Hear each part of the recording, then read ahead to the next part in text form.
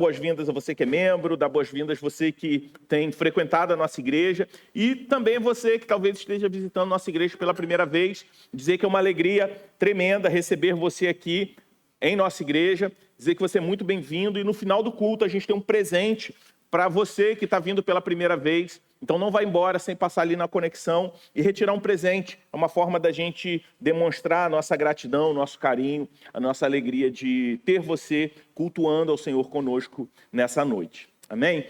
Eu queria retornar à nossa série. Nós tivemos aí uma pausa na semana passada por conta do culto da reforma. E a gente está retornando para a nossa série sobre pecados do coração, que nós intitulamos como detox. E nós, de fato, precisamos desintoxicar o coração de pecados, de obras da carne que tentam nos levar a viver uma vida distante do Senhor. E para falar nessa noite desse quinto pecado do coração, que está lá no texto, né? 7 coisas o Senhor odeia, e uma 7ª sua alma detesta. Olhos cheios de orgulho, língua mentirosa, mãos que derramam sangue inocente, coração que faz planos perversos e pés que apressam a fazer o mal. Imagine uma situação. Você está no seu local de trabalho e percebe um novo colega, um novo empregado.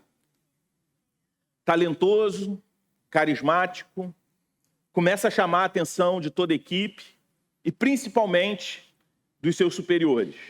Ele é elogiado pelo chefe e, de repente, você começa a sentir aquela pontada de insegurança a partir do desempenho meteórico daquele novo colega de trabalho que mal chegou e parece já estar sentando na janela, como se costuma dizer.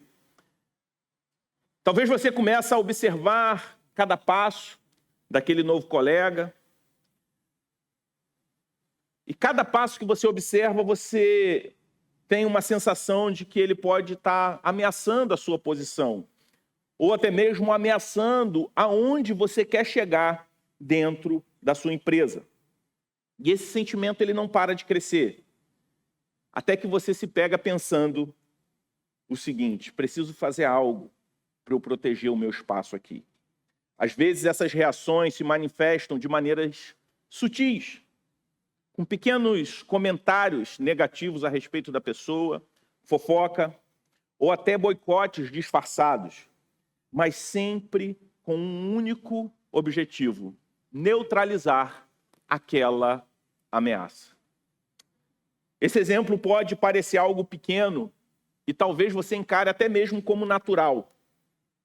Mas a verdade é que esse sentimento, que infelizmente, naturalmente, se manifesta dentro de nós, em situações do trabalho, às vezes, até mesmo dentro da igreja, é um reflexo de algo muito mais profundo. É um reflexo da nossa tendência de proteger os nossos ídolos do coração. E esses ídolos podem ser o reconhecimento, o poder, a segurança, ou simplesmente a aprovação das outras pessoas. Estamos constantemente tentando preservar aquilo que nós consideramos essencial, aquilo que cativou os nossos afetos, o nosso coração.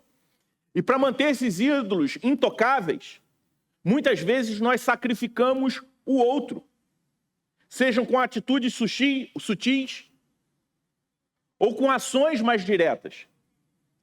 Quando aquilo que nós valorizamos profundamente, de todo o coração, parece ameaçado, a nossa natureza caída está disposta a se apressar para fazer o mal contra quem nós enxergamos como uma ameaça. E na narrativa bíblica nós vemos uma situação exatamente assim. Lá em 1 Samuel 19, do versículo 1 ao 4, nós vemos a história do rei Saul e Davi, quando Davi se torna uma ameaça a Saul, e Saul se apressa a fazer o mal contra Davi. 1 Samuel 19, de 1 a 4, se você está com a sua Bíblia, eu peço que você abra. Se você não está com a sua Bíblia e tem alguém ao seu lado que pode compartilhar, acompanhe. E se não tem ninguém, você pode acompanhar na projeção o texto que nós leremos em 1 Samuel 19, de 1 a 4. Eu leio na versão NAA, 1 Samuel 19, de 1 a 4. A palavra de Deus diz assim: Saul falou a seu filho Jonatas e a todos os servos sobre matar Davi. Mas Jonatas, filho de Saul, era muito afeiçoado a Davi. Por isso Jonatas revelou esse plano a Davi, dizendo: Meu pai Saul quer matar você. Tenha cuidado amanhã cedo. Fique no lugar oculto e esconda-se. Eu sairei e estarei ao lado do meu pai no campo, onde você estiver. Falarei com meu pai a respeito de você. Se eu descobrir alguma coisa, contarei a você. Então Jonatas falou bem de Davi a Saul, seu pai, e lhe disse: Que o rei não peque contra o seu servo Davi, porque ele não pecou contra você. Pelo contrário, o que ele tem feito é muito bom para você. Essa é a palavra de Deus para nós. O contexto aqui dessa passagem, ele é muito importante. Saul, nesse momento, no momento desses fatos, que esses fatos aconteceram, ele era rei de Israel. Mas por conta da sua desobediência ao Senhor, ele perdeu o favor divino e Davi foi escolhido por Deus para ser o próximo rei de Israel e não mais a descendência de Saul, que seria Jonatas, o seu filho. O Senhor tira da linhagem de Saul o trono de Israel. Saul, ele fez aquilo que era abominável aos olhos do Senhor, ele se encheu de orgulho, ele começou a pecar contra o Senhor. E o Senhor levanta então Davi, traz Davi até a presença do rei. Davi começa a conviver com o rei Saul. Mas com o passar do tempo, Saul começa a sentir ciúme.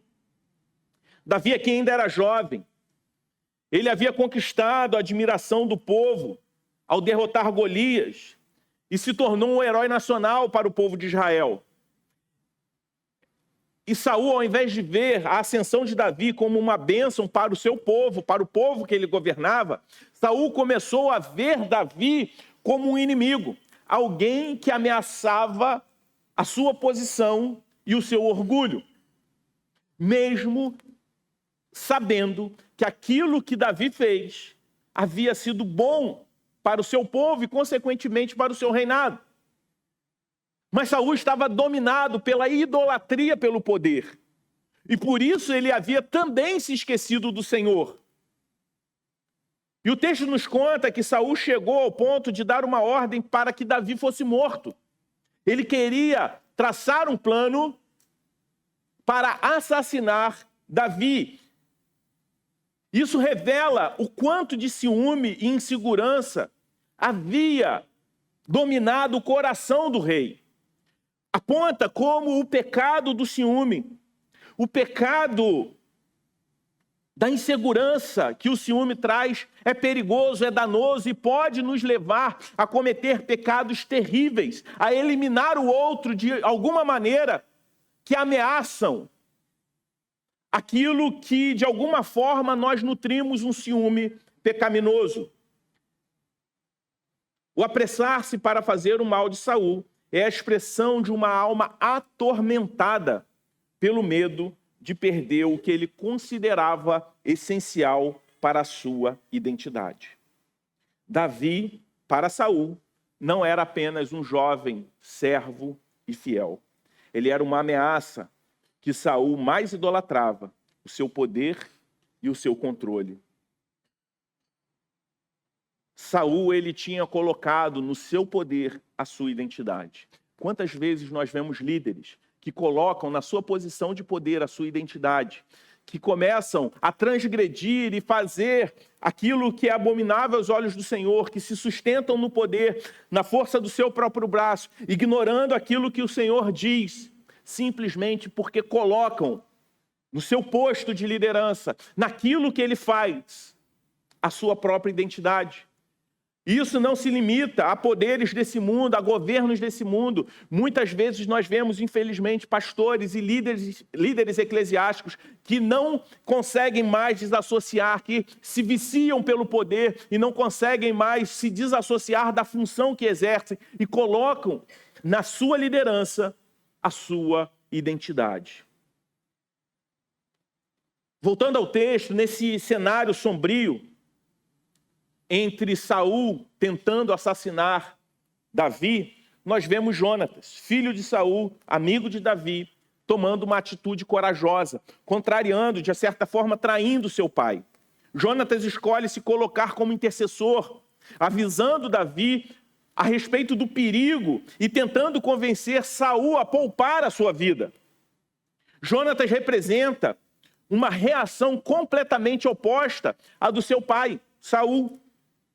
Jonatas representa o oposto. Enquanto Saul vê Davi como um rival, Jonatas vê em Davi um amigo a ser protegido, alguém que merece graça, alguém que merece ser defendido, mesmo que isso signifique desafiar o seu próprio pai. É isso que Jonatas faz.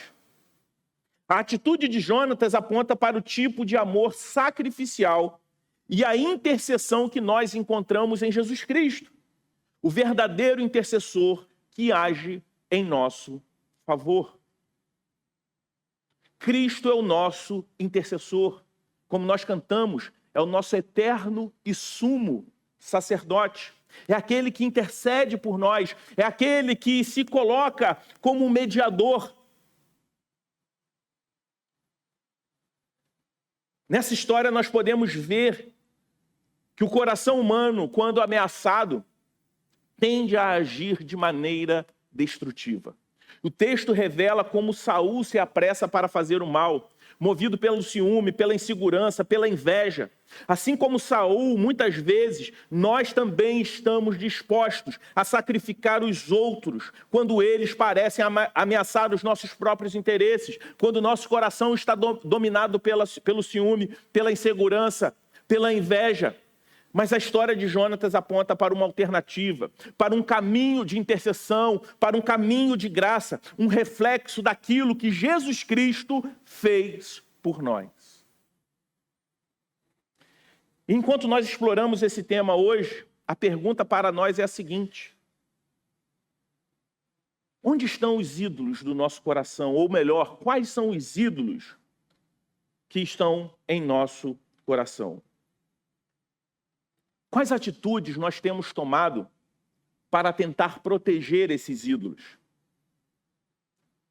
Quais são as pessoas que têm, de alguma forma, atrapalhado os nossos objetivos idólatras, que têm nos levado a tentar até mesmo eliminá-las de alguma forma da nossa vida, para que eles deixem de ser um impeditivo para que nós conquistemos aquilo que a gente quer. E como, ao invés disso, nós podemos encontrar em Cristo um exemplo de graça, de amor e de entrega. E o primeiro aspecto que eu gostaria de tratar com vocês, à luz desse texto, sobre pés que se apressam a fazer o mal, é sobre o poder destrutivo dos ídolos, quando sacrificamos outros para preservar os nossos desejos. O poder destrutivo dos ídolos está quando nós sacrificamos os outros para preservar os nossos desejos.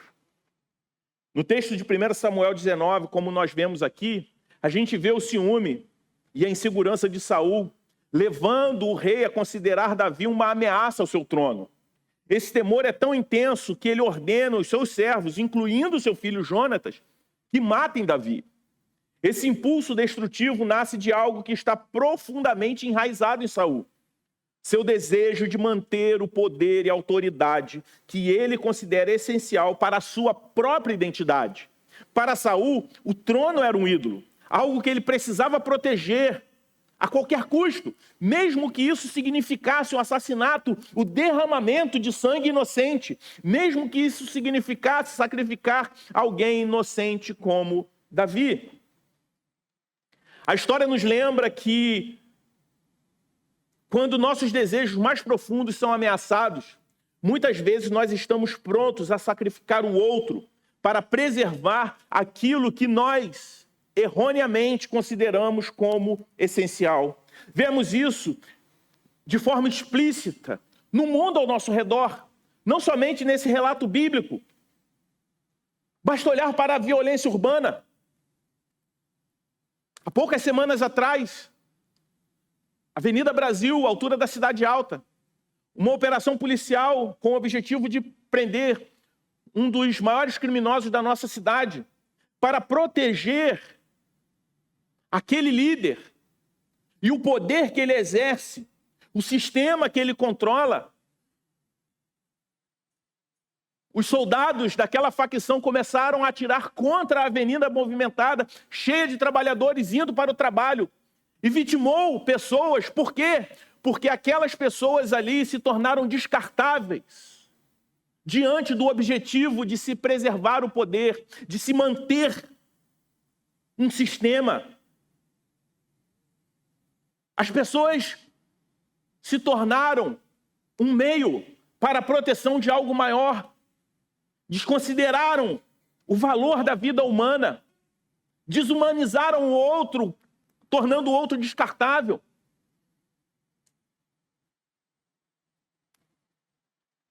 A violência urbana está aí, nós vemos vidas sendo descartadas.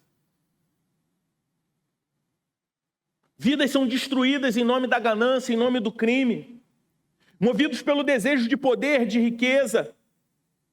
Muitos recorrem ao crime, à violência, não hesitando em fazer o mal a outros para alcançar aquilo que eles desejam. Essa realidade é um reflexo de como a idolatria pelo poder, pelo dinheiro, pelo status, pode levar à destruição de vidas. Só que essa realidade não está tão distante de nós. Nós podemos olhar para outros aspectos. Não precisamos olhar apenas para esses casos extremos da sociedade para ver essa dinâmica em ação. Em nossas próprias vidas, há momentos em que permitimos que os ídolos do coração nos guiem a uma atitude a fim de sacrificar os outros pelo nosso próprio bem. Como eu citei no início, às vezes isso se dá no ambiente de trabalho, quando nós somos tentados a manipular situações, a desmoralizar colegas que vemos como concorrentes. Na igreja, por ciúmes ou inveja, podemos fofocar ou manipular alguém que parece nos ameaçar, parece ameaçar a nossa posição, a nossa reputação, a nossa influência. Esse impulso de sacrificar o outro para preservar os nossos próprios interesses revela como nós estamos sempre prontos a nos apressar para o mal quando os ídolos do nosso coração estão em jogo. Outro ídolo, ou melhor, outro exemplo contemporâneo dessa lógica é a questão do aborto. Muitas vezes o aborto é defendido com argumentos de que ele garante a liberdade reprodutiva. No entanto, o que está por trás desse eufemismo é muitas vezes o desejo de preservar uma suposta liberdade individual. A ideia de que uma criança em desenvolvimento representa uma ameaça à sua liberdade, ou a realização pessoal da mãe, e acaba levando aquela mulher a sacrificar essa vida em nome da proteção, da idolatria pela liberdade, pelo conforto, a independência, ou simplesmente a conveniência. Obrigado, André. Mas o Evangelho, no entanto, nos oferece uma visão completamente diferente. Jesus nos chama a uma vida onde, em vez de sacrificarmos os outros para proteger os nossos desejos, somos chamados a sacrificar os nossos desejos em benefício dos outros para a glória de Deus. Ao contrário de Saul, que tentou destruir Davi, nós vemos em Jesus aquele que abriu mão da sua glória e se entregou por nós, colocando nossas necessidades e a nossa salvação acima dos seus próprios direitos. O Evangelho nos chama a quebrar o poder desses ídolos, encontrando nossa identidade e segurança em Deus, não no status, não no controle, não na aprovação, não nas posses. Esse texto é um chamado para nós refletirmos sobre as áreas da nossa vida em que a gente esteja vendo outras pessoas como ameaça para aquilo que nós estamos valorizando demais. Aquilo que nós estamos colocando a nossa identidade, a nossa satisfação, a nossa segurança. Que não seja o Senhor a nossa fonte primária. Quando nós começamos a considerar, atribuir a outra coisa e não o Senhor, a nossa satisfação, a nossa segurança, a nossa identidade. Pergunte a si mesmo. Quais são os ídolos que eu estou tentando proteger? Eu estou disposto a sacrificar alguém para preservar a minha reputação? Eu estou disposto a sacrificar alguém para preservar o meu conforto, a minha posição? Se a resposta for sim, eu preciso de arrependimento. Eu preciso refletir e entender que na raiz, o pecado que eu estou cultivando é o mesmo que levou Saul a tentar destruir Davi. Eu não estou falando de sacrificar, de matar alguém, de assassinar alguém fisicamente. Mas quantas vezes nós assassinamos em nosso coração? Assim como o próprio Senhor Jesus Cristo nos alertou, dizendo que se tão somente odiarmos, anularmos aquela pessoa na nossa vida, já incorremos no pecado de assassinato. Peça a Deus que Ele revele essas áreas que estão ganhando o teu coração, que estão ganhando a sua identidade, que você tem depositado segurança, conforto, satisfação. Peça a Deus que revele essas áreas e quebre o poder desses ídolos em seu coração. Ore por humildade para valorizar os outros acima dos seus próprios interesses, lembrando-se de que Cristo se sacrificou por você para que você pudesse viver uma vida de amor e de entrega.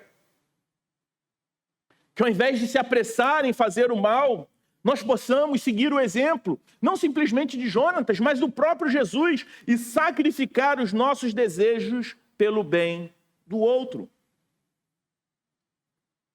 E esse poder destrutivo dos ídolos nos leva a uma segunda reflexão que esse texto nos traz: o mal em nossos corações.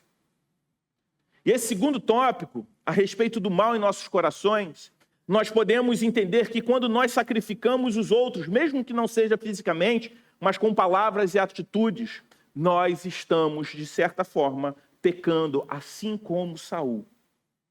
No texto de 1 Samuel 19, de 1 a 4, que foi o texto que a gente leu, o impulso de Saul em eliminar Davi é um reflexo extremo de muito daquilo que nós, por vezes, fazemos. Ainda que de forma menos visível. Embora a gente não vá agredir fisicamente alguém, espero que não, para eliminar o outro, aquele que nós consideramos uma ameaça, muitas vezes recorremos a atitudes e palavras que matam o outro. Matam emocionalmente. Palavras que anulam afetivamente o outro. Essa inclinação de desumanizar, de desvalorizar o outro, muitas vezes por ciúme, por ganância, às vezes simplesmente por diferença de opinião. É uma forma de sacrificar o outro para proteger aquilo que eu valorizo, acima do amor ao próximo, que a palavra de Deus me ensina. Na sociedade de hoje, isso se reflete na maneira como nós tratamos aquele com quem nós discordamos. Seja em discussões das mais tolas, como política, em debates ideológicos inúteis sobre teorias humanas, coisas que não possuem valor eterno, que vão acabar no novos céus e na nova terra. Às vezes nós fazemos isso a partir de diferenças teológicas, dentro da igreja por questões, eu não estou falando de questões fundamentais, mas de questões secundárias. E eu não estou falando que não haja espaço para o debate, para a conversa. Claro que há. Mas quando isso começa a ser o mediador entre a minha comunhão com o meu irmão, por questões secundárias, eu posso estar transformando algo que é precioso, que é o conhecimento sobre Deus, em um ídolo. E eu passo a tratar o outro, não a partir de uma troca de ideias e de opiniões, mas eu começo a atribuir bondade ou maldade, mérito ou demérito, por conta dessa diferença de opinião. Esse comportamento é muito evidente em muitas das nossas discussões, seja de qual for a natureza, onde a diferença de ideias, muitas vezes, não é apenas uma divergência na visão que a pessoa possui sobre o mundo, sobre a política, mas se torna uma razão para desconsiderar e até mesmo desprezar o outro. Infelizmente, essa mesma atitude pode ser vista dentro da igreja, mesmo em questões que não são fundamentais. Somos tentados a ver nossos irmãos e irmãs em Cristo como uma ameaça àquilo que nós queremos defender, ao debate que nós queremos ganhar a qualquer custo. Assim, ao invés de respondermos com humildade e paciência, como a palavra de Deus nos ensina, podemos ser tentados a responder com desprezo, com fofoca, com difamação, julgando e matando essas pessoas em nosso coração. O desejo de proteger os nossos ídolos, as nossas opiniões que se tornaram ídolos para nós, pode nos levar a desonrar o nosso irmão e criar divisões que não glorificam o Senhor. Outro exemplo que nos alerta contra essa tendência é a maneira como nós tratamos as pessoas também no ambiente profissional. É fácil cair na tentação de sacrificar a reputação de alguém por inveja, por ciúme. Especialmente se a gente vê essa pessoa como um obstáculo para a nossa ascensão, ao nosso progresso, ao nosso reconhecimento que a gente tanto busca.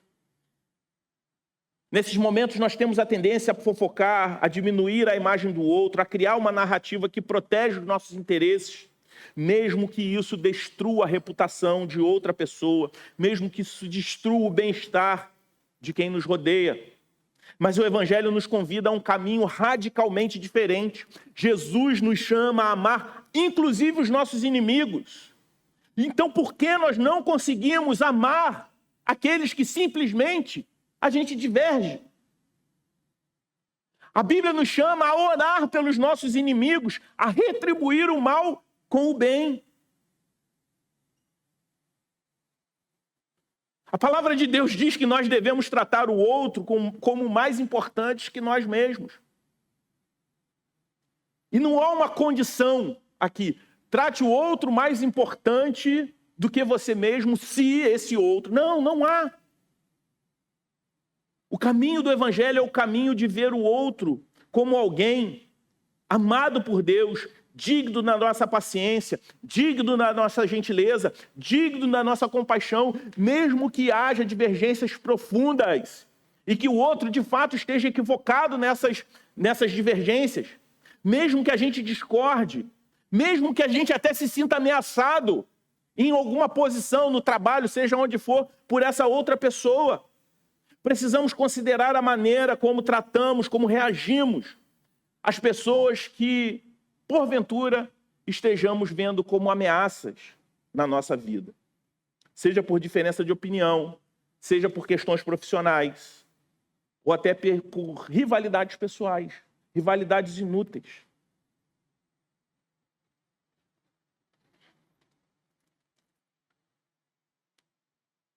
Às vezes nós fazemos isso simplesmente por ressentimento guardado, enquanto a Bíblia nos diz que nós devemos nos livrar de todo o ressentimento, trazer à luz, confessar, perdoar e ser perdoado. Peça a Deus que ajude você a ver o outro como Ele vê. Ore para que você possa responder com compaixão, com sabedoria. E nunca com fofoca, com desumanização. Lembre-se de que em Cristo nós somos chamados a amar e a edificar uns aos outros, a tratar todos com o mesmo amor com que Ele nos tratou. Esse texto é um convite para que nós abandonemos as atitudes destrutivas de viver de uma maneira que desonra o Senhor, mas viver de uma maneira que reflita o amor redentor de Jesus em cada palavra, em cada atitude. Por isso, o caminho excelente de Deus, diante da maldade do coração, do poder destrutivo dos ídolos, é o Evangelho. Por isso eu gostaria de trazer o terceiro e último ponto que esse texto nos sugere, o Evangelho como uma antítese à atitude de Saul. Jesus se sacrificou por nós. Ao longo de 1 Samuel 19, de 1 a 4, nós vemos Saul, movido pelo desejo de proteger o seu trono, disposto a sacrificar Davi para manter o seu poder. Essa atitude de autopreservação nos mostra a lógica do pecado. Nós estamos dispostos a sacrificar qualquer pessoa que ameace os nossos interesses. Saul via em Davi um rival, e ao tentar eliminá-lo, ele mostra como o ser humano é naturalmente inclinado a proteger os seus ídolos, mesmo que isso custe a vida do outro. No entanto, o Evangelho nos apresenta uma resposta radicalmente diferente para a questão do sacrifício e da preservação pessoal. Jesus, o verdadeiro rei, não veio para proteger o seu poder ou evitar ameaças. Ele veio para sacrificar a si mesmo em nosso favor. Ao invés de se apressar a fazer o mal aos seus inimigos, ele se apressou a fazer o bem, oferecendo a sua vida para reconciliar aqueles que estavam em inimizade com o Pai. O amor de Jesus é exatamente a antítese da atitude de Saul. Enquanto Saul sacrificaria qualquer um para proteger o seu trono, Jesus sacrificou tudo, inclusive o seu trono, a sua glória, a sua vida, para nos oferecer uma nova vida. É isso que o texto de Filipenses diz. Ele abre mão da sua glória para se sacrificar. E Jesus é o Jonatas maior e perfeito, que como mediador, ele se coloca como mediador, não por um inocente, mas por culpados. Enquanto Jonatas foi aquele que se colocou entre o mediador de um rei perverso e um homem inocente, em Jesus nós temos o mediador que se coloca entre o rei bondoso, o rei justo, o rei santo e nós pecadores. A história de Jonatas nos mostra uma sombra do sacrifício redentor de Jesus. Jonatas, embora fosse filho do rei, arriscou a sua posição, o seu relacionamento com o pai para interceder por Davi. Ao invés de ver Davi como uma ameaça, Jonatas escolheu se colocar como intercessor, mediando e protegendo aquele que era alvo do ciúme de Saul. Jonatas age como um verdadeiro amigo, alguém que ama, alguém que protege, alguém que age refletindo o papel de Cristo, que é o nosso intercessor perfeito. Assim como Jonatas intercedeu para salvar Davi, Jesus intercede por nós, colocando-se entre nós e o julgamento do pecado, o justo julgamento do pecado que estava sobre nós. O Evangelho nos desafia a adotar essa mesma postura de entrega, essa mesma postura de sacrifício, colocando as necessidades dos outros acima dos nossos próprios interesses. Ao invés de nos apressarmos para fazer o mal, somos chamados a buscar o bem dos nossos irmãos, a interceder, a perdoar, a agir com graça. Esse é o caminho de Cristo, um caminho de amor, um caminho de sacrifício, um caminho que nos liberta da necessidade de proteger os nossos próprios ídolos e nos permite a viver para a glória de Deus e para o bem dos nossos irmãos, para o bem da igreja de Cristo.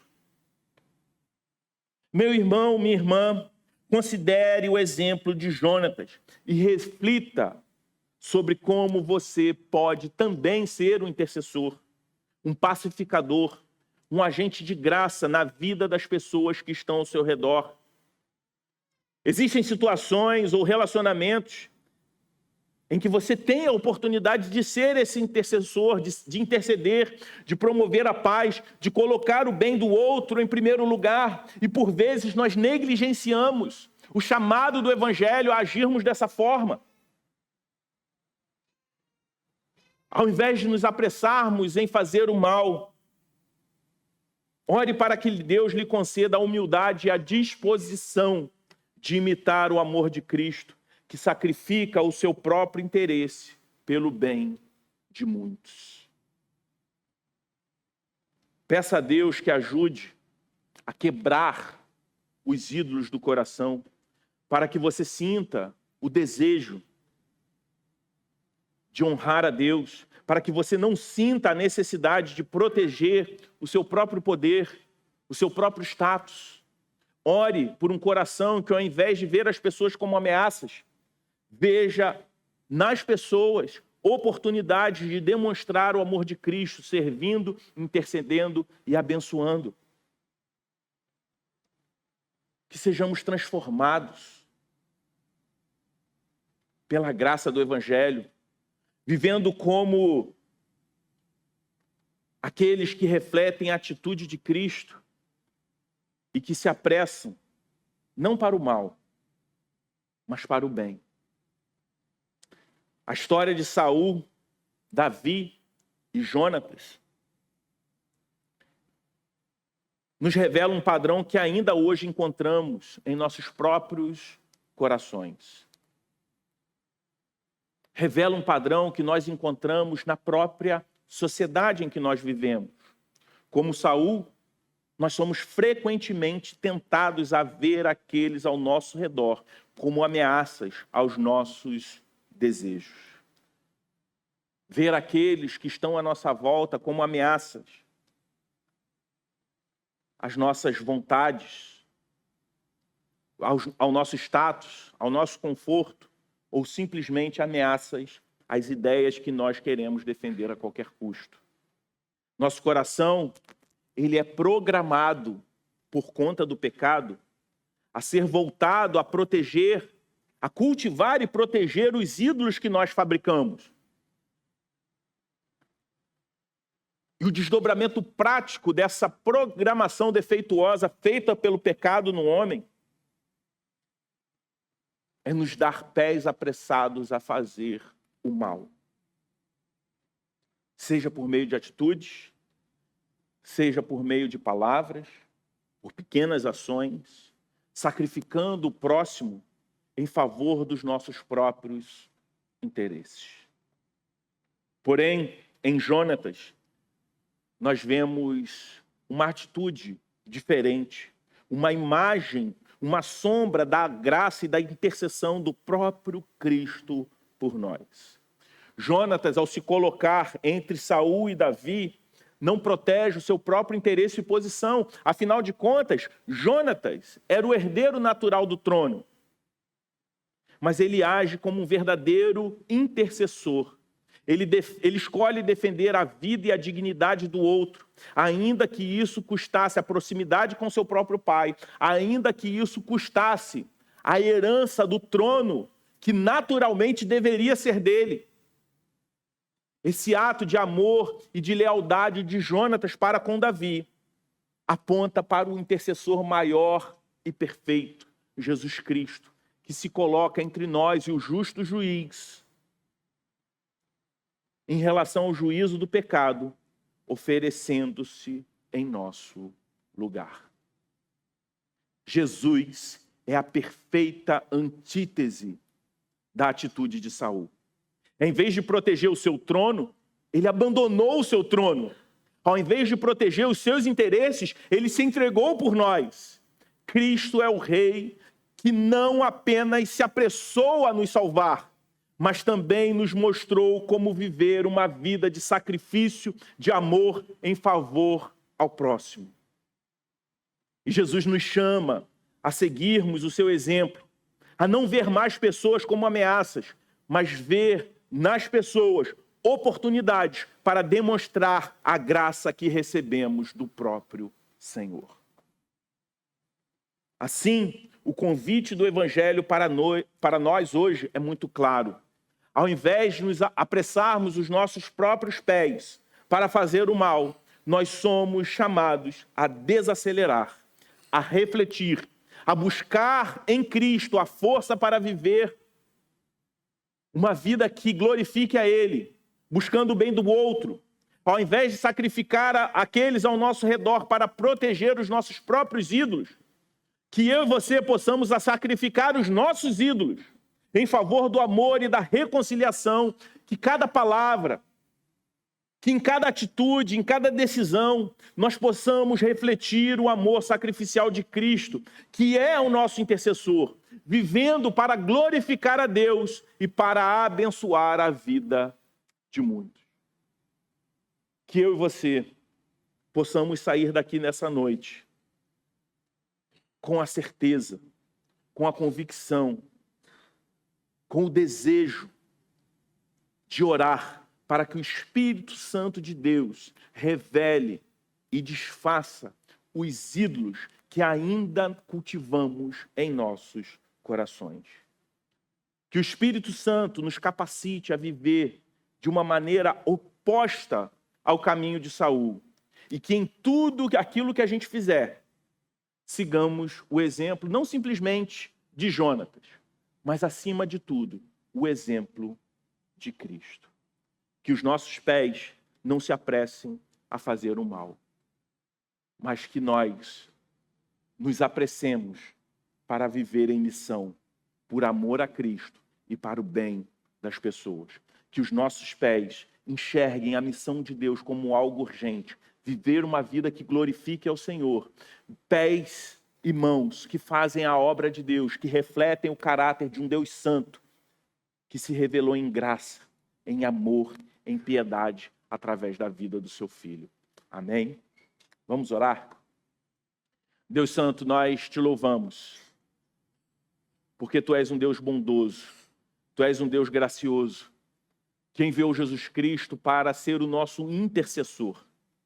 Obrigado, Pai, porque nós não éramos inocentes diante de um rei culpado, mas éramos culpados diante de um rei santo. E ainda assim o Senhor nos poupou e enviou um mediador, um intercessor, Jesus Cristo, para se colocar entre a ira que estava sobre as nossas cabeças e nós. E sobre esse intercessor, a sua ira foi aplacada, a sua justa ira que estava sobre nós foi aplacada. E hoje nós somos teus filhos. Se porventura, se há pessoas aqui que ainda não compreendiam a mensagem do teu evangelho, que eles possam compreender que eles são amados do Senhor, que o teu Espírito possa abrir esses corações e essas mentes, e eles possam entender que em Cristo eles têm um intercessor que aplacou a ira e nos deu vida eterna. Obrigado, Senhor Deus, por tamanha graça. Obrigado, Deus, por tamanha salvação. É isso que nos faz vir aqui, te adorar, nos deleitarmos, Senhor Deus, na Tua presença. Por isso, Senhor Deus, que nós estamos aqui, entregando, Senhor Deus, esse culto ao Senhor, para que o Teu nome seja glorificado diante dos homens. Essa é a nossa oração no nome de Cristo. Amém. Amém.